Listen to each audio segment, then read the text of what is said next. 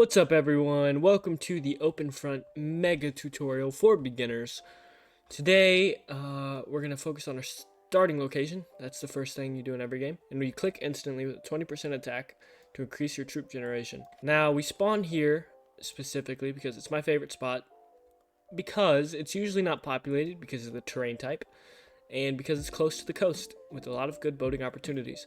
So there's different kinds of terrain. There's 3 of them. Green being the easiest to go through. As you can see, I'm flying through that. And white being the hardest, and brown being the second hardest. So a lot of people tend to favor Greenland because of how easy it is to capture. But me, I prefer to ensure a positional advantage, even if it means going into brown or white land. But anyways, we're going to get close to the coast here. So the first spot I'm going to take is this spot. And I'm at a 30% attack ratio. And I click twice on bots to capture them with that. Once I'm around 20k troops, it's usually enough. So here's another example. Double click with the 30% attack and it's gone. So we have infinite gold, so I can give this tutorial right. But every time you fully take a land of anyone, you get all of their gold. So that is the main source of income in the early game, is capturing bots. So you're going to keep that in mind. There we go, 37,000 gold. And that will give me enough for my first city, even though it's infinite gold. So the first city is 125,000 gold. What this does is it increases your maximum troop capacity. So later in the game, you can have more troops. And up here in the top left, you can see how much gold I have, or down here in the bottom left. And the next city is 250,000 gold, which will increase my troop count capacity by 25,000 once again. The next city is going to be worth 500,000 gold, and the subsequent city will be worth 1 million gold. And it will remain that way for the rest of the game. So every city I buy from now on will be 1 million gold. And I'm just going to get a whole bunch of them.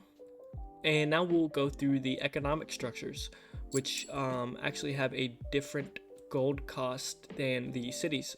What I mean by that is, let's get a factory down, for example. This is going to be 125,000 gold. And what it does is it hooks up with cities, factories, and ports of your nation or of other people's nations. And more importantly, other people's nations, because you want to trade with others to get gold. Now the next factory, I wish there was someone nearby so I could show you an example of factories hooking up to other people's cities, but you get the idea. You see these little railroads and it hooks up. Now, if you're not allianced with someone and your factory is hooked up to one of their cities or something, then you only get 10,000 gold. But if you are allied with them, then you will get 35,000 gold. So it's important, if you have a lot of borders, you alliance with people around you so that your factories can be pumping out more efficient trains, just like this one coming through. Now, that's factories, and I bought 2, so it's 125,000 and 250,000.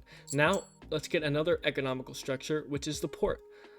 The port, this one will cost 500,000 because I have already placed 2 cities, and it follows the same increasing price rate as the cities. So 125, 250, 500. What ports do differently from factories is they send trade ships out around the map to other people with ports. So this trade ship's probably coming to my port. My trade ships will go to him. I'm not sure of the exact rate at which they send out trade ships, but it is what it is. And what ports give you the capability to do is to use warships. Now, warships are good for 2 things. 1, shooting down transport ships. So you need to be cautious when sending boats out and look for unallied warships to see if your ship will get shot down.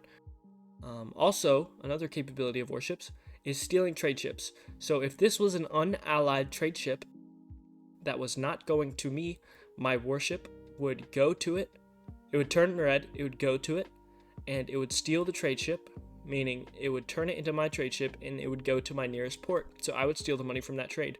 As you can see down here, in the early game, you usually get around 200k for your trades with other people's ports. So that is important to keep in mind. So if we got one more port, it would be 1 million, and then factories and ports would be 1 million for the rest of the game. Okay, defense posts also have an increasing cost, same as cities and economical structures. It starts at 50,000, and then the next one is 250,000, and it remains that way for the entire game. Defense posts are good for making people's attacks weaker into your land. So the base rate for taking someone's land, you know, is like this. So let's go to 30% and click here, and it's like about that fast. But if you have a defense post, it will be a lot slower. Now let's get over to this guy's defense post so you can see. Now watch. Everything around that defense post is just so much slower, and this guy bombed it. So what the heck? But yeah, it's just good for defending your land. You want to place it primarily near your structure, so if someone attacks you, it slows down in the most vital areas. Now, silos are worth 1 million for every single one you buy for the entire game. There's no increasing cost, and these give you the capability to shoot bombs at people. So let's shoot a bomb at this guy's factory, and the type of bomb we just shot was an atom bomb. The atom bomb is worth 750,000 and has a relatively small radius. So it's good for precision shots and shooting certain structures, especially big clumps. Like, for example, I'd like to shoot here, or maybe here or here. I want to hit as much as I can with it. The next type of bomb is the hydrogen bomb, which is 5 million gold. And as you can see, it has a much bigger radius than the atom bomb. The atom bomb, let's shoot an atom bomb at this guy's SAM site and see what it does. And it gets shot down, obviously, because it has a radius of how far it defends. And you can see I just shot his down because I built these SAMs earlier. I'll explain those in a second. But you can see that the hydrogen bomb actually outranges that SAM radius. So first I will show you guys that even though this factory lies within the SAM radius, I can still use an atom bomb outside of it, and the radius of the atom bomb will actually hit that factory there. Now let's use the hydrogen bomb to destroy this guy's SAM site. So I will shoot it right outside of the radius, and again, that's 5 million gold, and boom. It also lowers his troops by about half. So if you are going into someone, you want to make sure that either they don't have 5 million for a hydrogen bomb, they don't have a silo, so they can't shoot one even if they had 5 million, or that if they do have enough, you are strong enough to defend yourself after the hydrogen bomb hits, even with the troop reduction. And I want to show you guys here in the bottom here. You can see I'm attacking this guy, and it shows the numbers and how many troops I'm hitting with. If someone is attacking me, it will be red, and it'll tell you who's attacking you. But if you hit them with the hydrogen bomb, not only will it lower the amount of troops they have, but it will lower the amount of troops going into you. So if someone was attacking me with 100,000 troops and I hydrogen bombed them, it would go down to like 50,000. So that's important to keep in mind too. So next up is the SAMs. As you can see, these SAMs have a decent radius right here. The first one is worth 1.5 million every game, and the second one and every subsequent one is worth 3 million gold. So you want to keep that in mind. They're very expensive structures, but they're good for defending dense areas.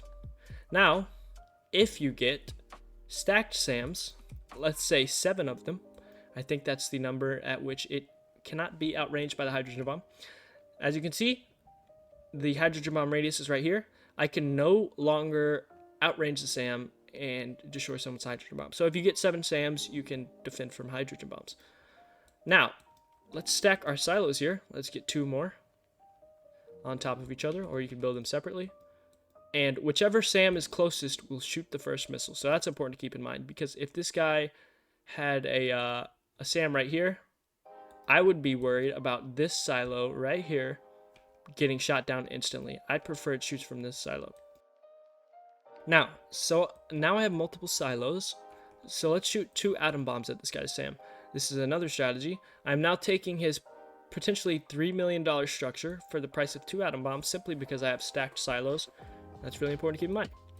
So the final type of bomb is the MIRV. The first MIRV of any game casted by anybody is worth 25 million gold. So as you can tell by the price, it is a late game tool. So let's throw a 25 million gold Merv into this guy. And as you can see, it takes a while to launch, and it has to come from the north here, or it has to travel up to the north. So if you have a northern silo, say on this island, it'll launch a lot quicker. And this guy, it would take a long time. So if this guy has less troops than me and he's launching a Merv at me, it'll take probably like 10 seconds to travel up to the northern side of the map and hit me, giving me time to full send him if I have borders with him. So as you can see, the guy I just Merved is low on troops. That's because it reduces your troop count to nearly 0. So getting Merved basically means getting killed. Even if you're the biggest guy on the map and you get hit by a Merv, little guys around you are likely going to betray and try to take as much land as they can before you can recover from it. The reason it takes so long to recover is because of the troop generation graph. So the troop generation displayed visually on a graph is a bell curve. So if you're at 0 troops, you're not generating efficiently. If you're at your maximum capacity, obviously you're not generating efficiently. But at the peak of the bell curve is 40%. So if you're at 40% of your maximum troops, then you're going to be generating troops most effectively. For example, I'm sitting about 100% of my troop capacity. So let's launch a 60% attack to get down to 40% of our max troop capacity. Let's go ahead and send that now.